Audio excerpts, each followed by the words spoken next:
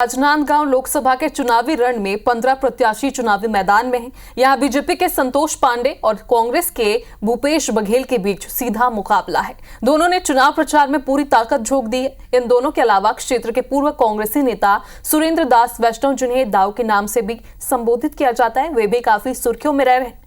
पूर्व मुख्यमंत्री भूपेश बघेल के खिलाफ खुलकर मुखालफत करने के कारण पार्टी ने उन्हें निष्कासित कर दिया है। इस बीच लोकसभा चुनाव में वो दान पेटी लेकर सभा में अपनी बात रख रहे हैं। उन्होंने अपने इस अभियान के विषय में IBC 24 से खास बातचीत की है। क्या कुछ कहा है, आप भी सुनिए।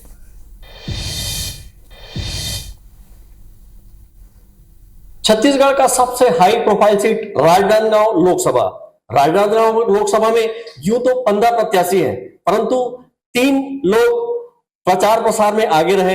एक भाजपा संतोष पांडे, दूसरे कांग्रेस से भूपेश बघेल और तीसरे प्रत्याशी नहीं है, लेकिन वो लगातार सभा लेते रहे, लोगों से बात करते रहे। वो थे कांग्रेस से निष्कासित सुरेंद्र दास वैष्णव दाऊ। दाऊ जी, आपने प्रचार प्रसार करने की क्यों सोची? देखिए, ये आपको बाकी तो प्रक्रिया पता है। जब उन्होंने मुझको निष्कासित किया तो मेरी लड़ाई सिर्फ कार्यकर्ताओं के थी, अहंकार के खिलाफ लड़ाई थी। और मैंने बड़े इनको जब नजदीक से इन 5 सालों में देखा तो मुझको लगा कि नहीं, ऐसे व्यक्ति को राजनांदगांव में जगह नहीं मिलनी चाहिए और इनका अहंकार तभी टूटेगा जब ये राजनांदगांव की जनता इनको हरा कर भेजेगी। और इसी बात को लेकर मैंने पूरे जिले में लगभग बहुत सारे जगहों में सभा की। आप अपने जन जागरण यात्रा में सभा में पेटी लेके? देखिए, मैं पहले कह चुका हूं, मैं एक साधारण परिवार से किसान का बेटा हूं। मेरे पिताजी शिक्षक रहे और इन चुनाव में एक बड़े अहंकारी के खिलाफ मेरी लड़ाई थी, जिनके पास पैसा भी है, धन बल है, सारा चीज उनके पास है। तो उसके खिलाफ जब मैं चुनाव प्रचार में जाता हूं तो मुझको बहुत सारी व्यवस्था लगती। तो मैं सीधे मतदाताओं से, मैंने अपने साथियों से निवेदन किया कि इस मतदान में अपना मतदान भी करें और इसमें अपना दान भी करें। मुझको मैं धन्यवाद कहना चाहूंगा लोगों को कि उन्होंने भरपूर मुझको आशीर्वाद दिया और इसमें दान भी किया। आपके इस जन जागरण यात्रा में खासकर महिलाओं का किस तरीके से प्रतिक्रिया रही? महिलाएं, देखिए, मैं फिर कह रहा हूं, जो आज मतदाता हैं, जो जनता है, वो इस बात को बहुत भली भांति समझती है।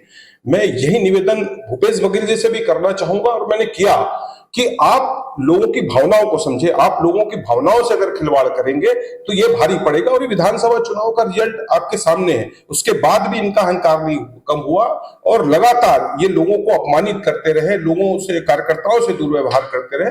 आपने अभी उसके यहाँ की घटना देखी होगी, बिलगांव की घटना देखी होगी। यहाँ राजनांदगांव के बहुत सारे कार्यकर्ताओं को उन्होंने बेइज्जत किया। तो सिर्फ मेरा ये कहना है कि आप अगर लोगों को बेइज्जत करते रहेंगे, जनता को बेइज्जत करते रहें, जिस जनता को आपने 5 साल पूछा नहीं, उस जनता के पास आप जाएंगे तो जनता बड़ी पैनी निगाह होती है जनता की।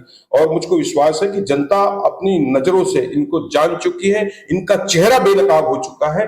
ये अपने आप को जो लोगों के हित का बताते हैं, किसानों के हित का बताते हैं, ये बिल्कुल भी नहीं है। मैं तो लाइन से, मेरे पास सारी चीजें हैं इनके। और इन्होंने जितनी योजनाएं अपने शासनकाल में करी, उन सब में आप देखेंगे कि सारे घोटालों के लिस्ट आज धीरे धीरे उजागर हो रही है। तो ये सब घोटाले का एक तरीका था। गोबर इन्होंने खरीदा, 2 रुपए में गोबर खरीद रहे हैं, ये बताते हैं जाके 2 बार, लेकिन ये नहीं बताते कि हम 10 रुपए में उसी गोबर को हमने बेचा।